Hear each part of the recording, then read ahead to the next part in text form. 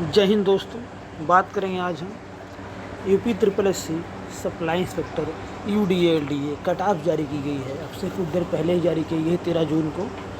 अब जब मैं बात कर रहा हूँ आपसे और इस वीडियो के बारे में, तो इस समय रात के 1:43 हो रहे हैं और आज है 14 जून। हम लोग जैसा कि देख रहे हैं लेखपाल में बहुत से बच्चों के साथ अन्याय हुआ। मान लीजिए किसी भी कारण से पेट में किसी बच्चे का स्कोर 86 परसेंटाइल है, तो क्या वो 87 को नहीं बीट कर सकता है एग्ज़ाम में, फाइनल एग्ज़ाम में। इसलिए एक निश्चित कट ऑफ की मांग की जा रही थी, जो कि जायज़ भी थी कि 80 परसेंटाइल वाले सभी एग्ज़ाम में आए, या 85 परसेंटाइल वाले, या 75% एक कॉमन कट ऑफ रखना चाहिए था आयोग। लेकिन लेखपाल में उन्होंने 87 परसेंटाइल वालों को, सामान्य वर्ग की बात कर रहा हूँ, बच्चों को बुलाया तो बहुत विरोध हुआ। उसके बारे में लोग हाई कोर्ट भी, लेकिन कहीं कोई सुनवाई नहीं हुई। उसके बाद अब जो कट ऑफ जारी किया है यूपी ट्रिपल एस सी के लिए, आप इसको देख के तो आप चौंक जाएंगे। मतलब आप ये समझ लीजिए कि मैं आपको अपना स्कोर अगर बताऊं, तो जो मेरा खुद का स्कोर है वो है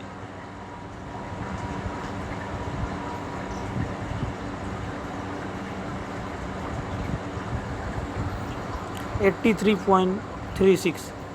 ये है नॉर्मलाइज स्कोर बाद, पहले 83.25 नॉर्मल स्कोर है, फिर नॉर्मलाइज स्कोर बाद जो स्कोर मिला है 83.36। और जो बुलाया अभी आप लोग ऊपर देख रहे हैं 86.16 वालों को। और जो मेरा परसेंटाइल स्कोर हो रहा है 99.6 परसेंटाइल। आप बताइए, अगर आप 99.6 परसेंटाइल वाले, 99.5 परसेंटाइल वाले, 99 परसेंटाइल लोग नहीं बुला रहे हैं, उनको मौका नहीं दे रहे हैं किसी परीक्षा का मुख्य एग्जाम देने का, तो किसको दे रहे हैं यार? आप कहने का मतलब गिने चुने चंद लोगों को आप दे रहे हैं मौका। अब देखिए कट ऑफ पे सीधे आएंगे। कट ऑफ की बात करेंगे। कट ऑफ जो रही है कुछ इस प्रकार है। अनारक्षित के लिए 86.17 है, अनुसूचित जाति के लिए है 83.82। जनजाति की कोई सीट ही नहीं है तो उनकी तो कोई बात ही नहीं है। अन्य पिछड़ा वर्ग OBC सेम कट ऑफ है 86.17, और आर्थिक रूप से कमज़ोर वर्ग के बच्चों के लिए है 86.17। ये एक प्रकार से तो आरक्षण फर्जी ही दिया गया है EWS या सामान्य वर्ग के गरीबी भर्तियों, इसका कोई मतलब नहीं रह गया। इसमें ना तो एज की छूट है, ना तो कोई फॉर्म में फ़ी की छूट है। कट ऑफ जाना इसकी बराबर ही है जनरल के, तो कोई मतलब नहीं इसका। लेकिन ठीक है, जो भी है इसके बारे में बात नहीं करेंगे। और फिर उसके बाद दिया है क्षैतिज आरक्षण विकलांगजन की 81.56, महिला की है 83.97, सैन्य और भूतपूर्व की है 82.37। बताइए इतना बड़ा 100 में, मतलब आप इतने नंबर ला रहे हैं तो आपको मुख्य परीक्षा बुलाया जा रहा है। टोटल पोस्ट है 76, बुलाया इन्होंने लगभग 15 गुना से कुछ ज़्यादा बच्चों को, तो करीब ये 1500 बच्चों को बुला रहे हैं। सो हम कह सकते हैं कि अगर और भी कोई फॉर्म आता है तो बुलाए कौन जाएंगे? वही 99.9 परसेंटाइल वाले, अगर सीटें कम है तो फ़ायदा क्या हुआ? बच्चों को भविष्य का तो खिलवाड़ हो रहा है भाई। आप बताइए, अगर किसी का 99.6 परसेंटाइल है तो क्या वह इसके लायक नहीं को किसी परीक्षा मुख्य परीक्षा में बैठे? 76 सीट है सप्लाई इंस्पेक्टर UDLDA में, तो मुझे लगता है कि बैठना चाहिए 99.6 परसेंटाइल या 99 परसेंटाइल बहुत अच्छा परसेंटाइल माना जाता है। अगर आप इस बच्चे को भी नहीं बैठा रहे हैं एग्ज़ाम में, तो कहीं ना कहीं बहुत बड़ा अन्याय कर रहे हैं बच्चों के। एक तो वैकेंसी 8 साल 10 साल में एक बार वैकेंसी आती है, और आने के बाद आप ऐसा करते रहो यार कि सिर्फ कुछ चंद बच्चों को बैठा रहे हो मुख्य परीक्षा के लिए, तो ये कहीं ना कहीं बहुत ही अन्याय। माननीय मुख्यमंत्री जी इसको ऊपर ध्यान देना चाहिए। बच्चों बहुत नाराज़गी इस चीज़ को लेकर। और जहाँ तक रही मेरी बात, तो मैं अपनी खुद अगर व्यक्तिगत बात करूँ तो मेरे लिए बहुत बड़े, मतलब कि एक शॉकिंग न्यूज़ रही है कि यार बताओ यार, मतलब कि आप सिर्फ आप 100 परसेंटाइल मात्र 0.4 परसेंटाइल दूर हो, और आपको बुलाया नहीं जा रहा किसी परीक्षा में। 76 सीटें थी। कहीं ना कहीं ये एक प्रकार से बहुत, मतलब शॉकिंग न्यूज़ रही मेरे लिए। जब मैं आज इस न्यूज़ को देखा, रात के करीब 11 बजे मैं बाहर था, तो आके देखा तो मुझे लगा कि कहीं ना कहीं बहुत ही दुख की बात है। उत्तर प्रदेश में जो चल रहा है IAS अधिकारियों और IAS लॉबी के चक्कर में, ये बहुत बड़ा खेल है, और इसमें बहुत से बच्चे शिकार हो जा रहे हैं। बताइए इतना हाई कट ऑफ चली गई है, 76 सीटें हैं, और बुलाया गया है मात्र 1500 बच्चों को मुख्य परीक्षा के लिए।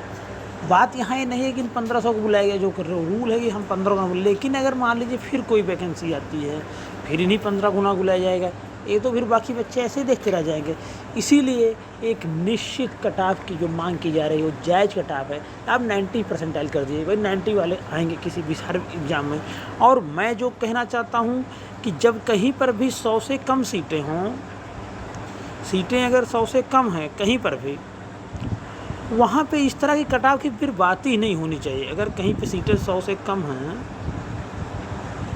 तो वहाँ पे ये 15 गुना वाला जो फार्मूला है एक नहीं अप्लाई होना चाहिए भाई। वहाँ एक फिक्स कटाव करनी चाहिए। जहाँ पे 10,000 सीटें, 20,000 सीटें, 5,000, 6,000, वहाँ 15 गुना लगता अच्छा है। लेकिन जहाँ पे आप 10 सीट ला रहे हैं, इसका मतलब 15-150 बच्चों को बुलाओगे आप, यार क्या मजाक बना रखे। यूपी SSC ने बच्चों को इसको बर्बाद कर दिया।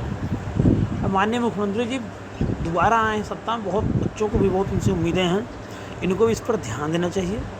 और मुझे लगता है मिसगाइड इनको किया जा रहा है, इस तरह से अन्याय हो रहा है बच्चों के साथ। बताइए क्या 99.6% वाला बच्चा, मैं अपनी खुद की बात कर रहा हूँ, 99 जो बच्चा एग्ज़ाम में आ रहा है 99.8 परसेंटाइल वाला, क्या उसको नहीं एग्ज़ाम में बीट कर सकता था? क्या कहीं ऐसा आज तक हुआ है किसी भी प्रदेश के एग्ज़ाम में, पूरे देश में, कि इस तरह कोई रेगुलेशन हो, अचानक से सारे बच्चों को बाहर कर दिया जाए? मुझे लगता है इस पर सरकार को ध्यान देना चाहिए यार, ये बहुत गलत है।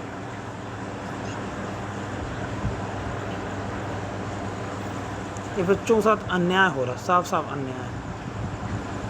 अन्याय और अत्याचार के खिलाफ हमेशा ये आवाज़ उठती रहेगी। जिस प्रकार से बच्चों के साथ हुआ, खासकर उसमें मैं भी शामिल हूँ, ऐसी बात नहीं है। लेकिन ठीक है, मेरे तो और भी बहुत से एग्जाम लगे हैं, कहीं का मेंस है, उत्तराखंड PCS का, UP PCS, बहुत से वहाँ कहीं। लेकिन जो बच्चे सिर्फ UP SSC की तैयारी करते हैं, आप उनके बारे में क्या सोचते हो कि सिर्फ 1500 बच्चे ही जब भी कम सीटें वही एग्ज़ाम देंगे? लास्ट के सिर्फ 1500, बार आप वैकेंसी निकालोगे 20 पोस्ट 30 पोस्ट, फिर वही लास्ट के नीचे वाले वही सिलेक्ट हो जाएंगे, फिर वही एग्ज़ाम देंगे। ये तो तमाशा बन के रह जाएगा, सिस्टम का ही मजाक हो गया पूरा। तो कहीं ना कहीं सरकार को इस पर ध्यान देना चाहिए, हाई कोर्ट को भी इस पर ध्यान देना चाहिए कि बच्चों के साथ बहुत गलत हो रहा। बच्चे बहुत तनाव में, आए दिन प्रयागराज जैसे और भी महानगरों में आत्महत्या हो रही हैं, बच्चे परेशान हैं। मुझे लगता है इस वीडियो को यहीं पे रोकना चाहिए। और मैं एक बार फिर से कहना चाहता हूँ कि सरकार को, कोर्ट को और खुद आयोग को संज्ञान लेना चाहिए कि क्या जब बार बार सीटें कम आएंगी तो उन्हीं बच्चों को बुलाया जाएगा? जो बच्चे लोअर का देंगे वही बच्चे लोअर का मेहंदी होंगे, वही सप्लाई इंस्पेक्टर UDA LDA दे रहे हैं, वही फिर कोई पोस्ट आएगी, फिर 15 गुना उन्हीं बुला लिया जाएगा अगर काम आती है। और बच्चे क्या करेंगे जो 99 परसेंटाइल है, 99.6 है, 7 है, 8 है, या 98 है, 90+ वाले क्या करेंगे बताइए? सिर्फ उन्हें एक एग्ज़ाम वही लेख पाल देना है? कहीं ना कहीं अगर पेट ऐसे ही है तो पेट गलत है। सबको एग्ज़ाम बैठाइए, सीधे प्री मेंस करवाइए एक निश्चित कटाव के साथ, जैसे कि लोक सेवा आयोग कराता है। मुझे लगता है मेरी इन बातों को आप लोग शेयर करेंगे आगे, और ये बातें बहुत दूर तक जानी चाहिए, क्योंकि इसमें सभी बच्चों का ही छुपा हुआ है। अगर एक और पॉइंट देखा जाए तो मान लीजिए किसी बच्चे का एक पेट का उस दिन एग्ज़ाम नहीं रहा, किसी कारण से एग्ज़ाम पेट का ख़राब चला गया, तो मतलब साल उसका पूरा ख़राब चला जाएगा? पेट अच्छी सोच के साथ लाया गया है, लेकिन अच्छी सोच के साथ अच्छी तरह से इम्प्लीमेंट नहीं हो रहा है। इस पर सरकार को ध्यान देना चाहिए। इन्हीं सब बातों के साथ वाणी को विराम देता हूँ मैं अब, क्योंकि बहुत रात हो गई, 1:52 हो रहे हैं। और मैं आपसे कहना चाहूँगा कि आने वाले पेट की तैयारी के लिए सारी तैयारी इस चैनल पर कराए जाएंगे, और ये चैनल आपका है, इसलिए वीडियो को लाइक करें, सब्सक्राइब करें, शेयर और चैनल को शेयर करें। धन्यवाद।